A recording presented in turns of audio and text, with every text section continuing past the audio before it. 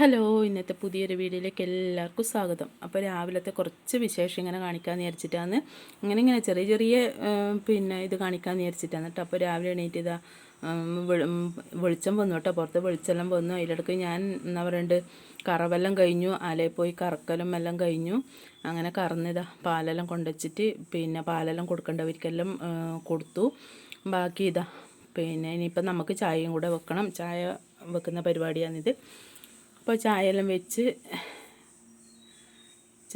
കഴിഞ്ഞിട്ട് വേണം പിന്നെ എന്താ പറയുക പലഹാരത്തിൻ്റെ പണി. പിന്നെ പലഹാരത്തിൻ്റെ പണിയൊന്നും ഞാൻ കാണിക്കുന്നില്ല. പിന്നെ ബാക്കിയിൽ എന്തെല്ലോ ചെറിയ ചെറിയ പണിയെല്ലാം ഉണ്ട്.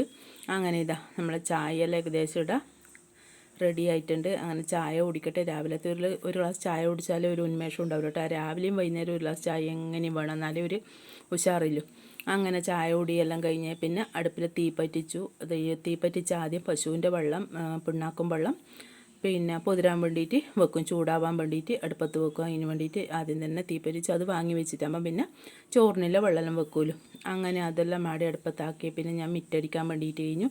മിറ്റും അടിച്ച് വാരി ആയിട്ടുള്ള. അപ്പോൾ തലേന്നെല്ലാം ഭയങ്കര കാറ്റും മഴയാകുമ്പം ഇതന്നെ നമ്മുടെ ചപ്പ് വല്ലാണ്ട് ചപ്പ് പോവും.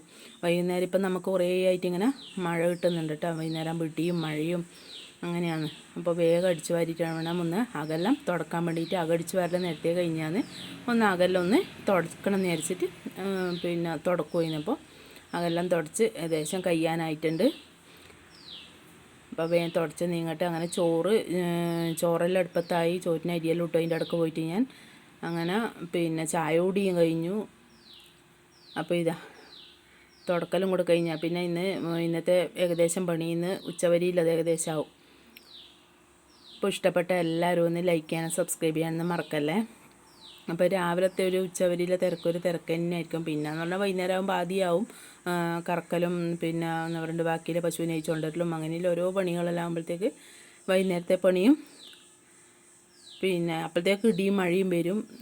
ഇപ്പം കുറേ ആയി നമുക്ക് വൈകുന്നേരം ആകുമ്പോൾ ഇടിയും മഴയും. ഇതിങ്ങനെ എന്താ പറയുക ചില സമയം നല്ല ഇടിയായിരിക്കും, മഴ ചെറുങ്ങനെ പെയ്യുമല്ലോ. അങ്ങനെയാണ്.